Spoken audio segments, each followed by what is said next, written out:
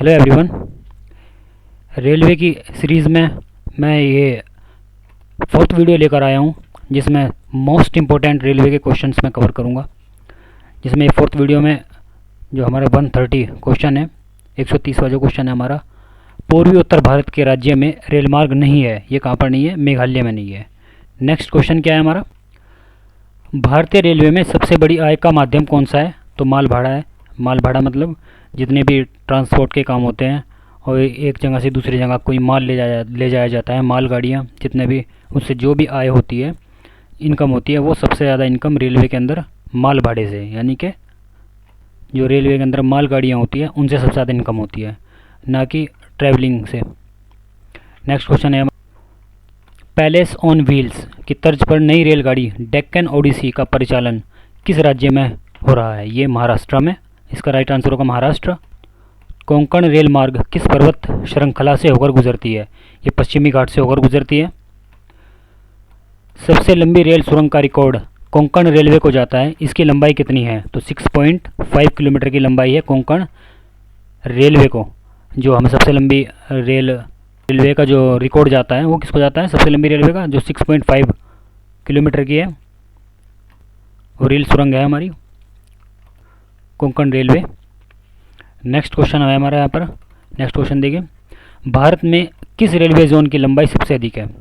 तो किस railway zone की सबसे अधिक लंबाई है? वो उत्तर रेलवे की सबसे अधिक लंबाई है। 136 क्वेश्चन पे आते हैं 136। भारत में कितने प्रकार के रेल मार्ग हैं? तो 3 प्रकार के रेल मार्ग हैं भारत के अंदर। नेक्स्ट क्वेश्चन, रेल पथ के ब्रॉड गेज जो हमारी रेलवे पटरियाँ होती हैं उसकी चौड़ाई कितनी होती है? 1.676 मीटर की लंबाई होती है उनके बीच। रेल दिवस प्रतिवर्ष कब मनाया जाता है? तो रेल दिवस 16 अप्रैल को मनाया जाता है प्रतिवर्ष भारत के अंदर। नेक्स्ट क्वेश्चन, भारत में प्रथम विद्युत रेल कब चलाई गई? तो 1925 में, 1925 में भारत की जो पहली विद्युत रेल थी वो चलाई गई थी, इलेक्ट्रिक रेल जो होती है। शिवाजी से लड़ने के लिए जय सिंह को किस मुगल शासक ने भेजा था? तो शिवाजी से लड़ने के लिए किस मुगल शासक को भेजा गया था? औरंगज़ेब को भेजा गया था। शिवाजी का राज्याभिषेक कब हुआ था? राज्याभिषेक 1674 ईस्वी में हुआ था। शिवाजी की आय का मुख्य साधन क्या था? तो चौथ था उनका मुख्य साधन। झलकी की संधि किसके मध्य हुई? तो ये हैदराबाद के निज़ाम एवं बालाजी बाजीराव के मध्य हुई थी। खेड़ा का युद्ध या खेड़ा सत्याग्रह कब हुआ था? 1707 ईस्वी में हुआ था। ये महात्मा गांधी जी का क्वेश्चन देखते हैं फिर दोबारा। खेड़ा का युद्ध, ये खेड़ा का युद्ध है, खेड़ा सत्याग्रह नहीं। खेड़ा का जो युद्ध है ये 1707 ईस्वी में हुआ था। वो खेड़ा सत्याग्रह 1918 में हुआ था। जो खेड़ा सत्याग्रह था गुजरात के खेड़ा जिले में अंग्रेजों के द्वारा कर वसूली के विरुद्ध वो आंदोलन था।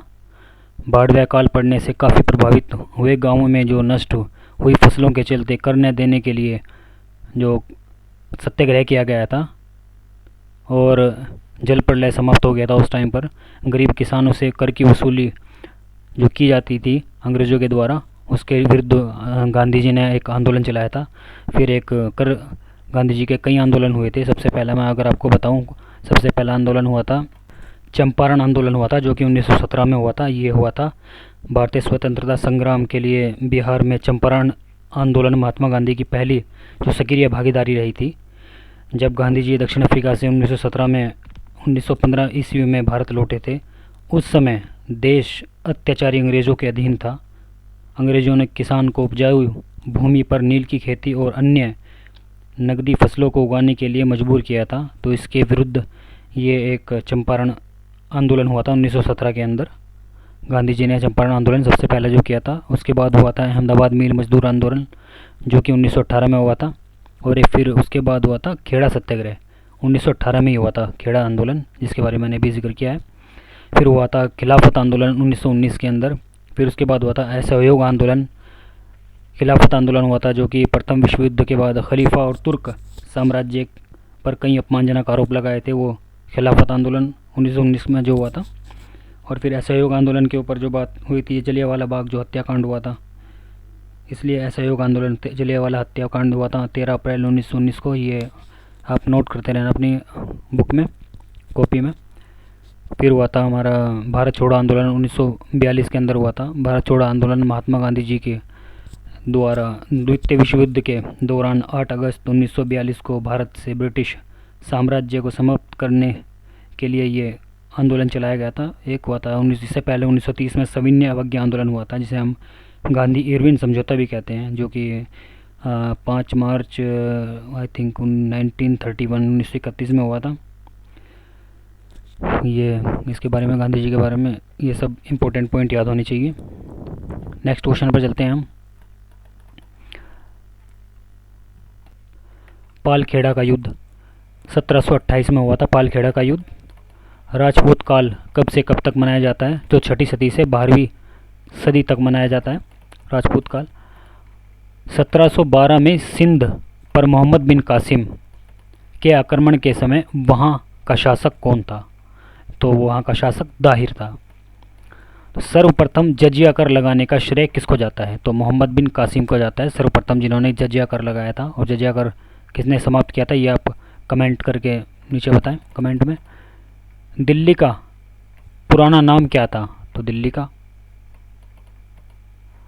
पृथ्वीराज रासो की रचना किसने की? जो चंद्रबरदाई ने पृथ्वीराज रासो की रचना की थी, बुक है। प्रसिद्ध दिलवाड़ा जैन मंदिर कहाँ पर स्थित है? तो माउंट आबू पर स्थित है। खजुराहो में स्थित मंदिरों का निर्माण किसने कराया था? तो चंदेल शासकों ने खजुराहो के मंदिरों का निर्माण कराया था।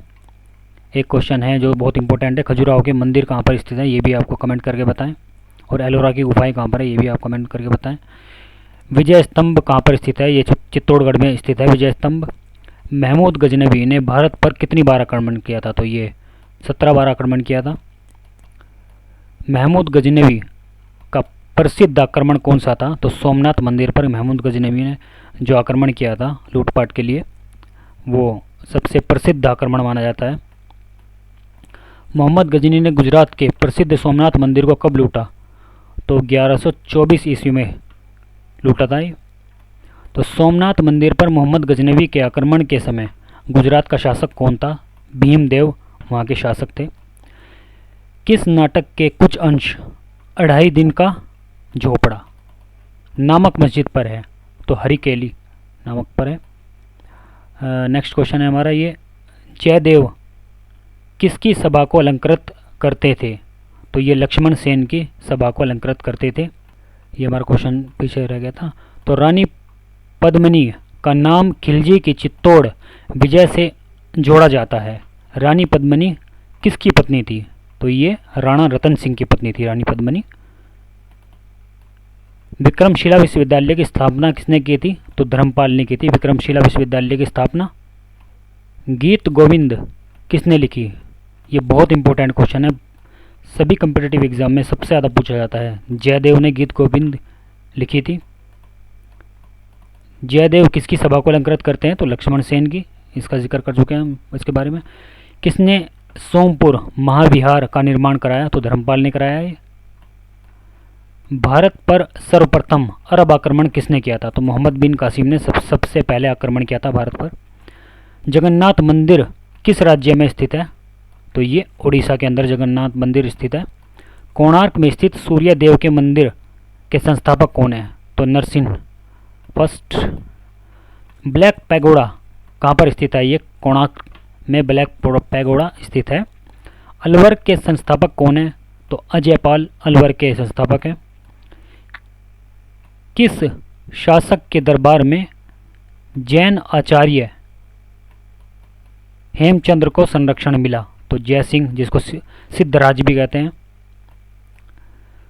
चंदावर का युद्ध किस किस के मध्य हुआ था? तो जयचंद और मोहम्मद गोरी के बीच हुआ था ये। लिंगराज मंदिर कहाँ पर स्थित है? भुवनेश्वर में। लिंगराज मंदिर स्थित है भुवनेश्वर के अंदर। नेक्स्ट क्वेश्चन पे आते हैं हम। नेक्स्ट क्वेश्चन क्या था हमारा? लिंगराज मंदिर की नींव किसने डाली? तो ययाति केसर ने लिंगराज मंदिर की नींव डाली। बंगाल के पाल वंश का संस्थापक कौन था? गोपाल।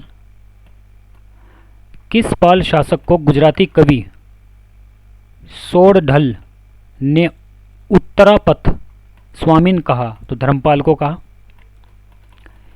हिंदू विधि की प्रसिद्ध पुस्तक दाएं भाग की रचना किसने की? जीमूता वाहन ने की। इस वीडियो में इतना ही। नेक्स्ट वीडियो में मैं नेक्स्ट 40 क्वेश्चंस कवर करूँगा। वीडियो को ज़्यादा से ज़्यादा शेयर करें और चैनल को सब्सक्राइब करें। Thanks for watching.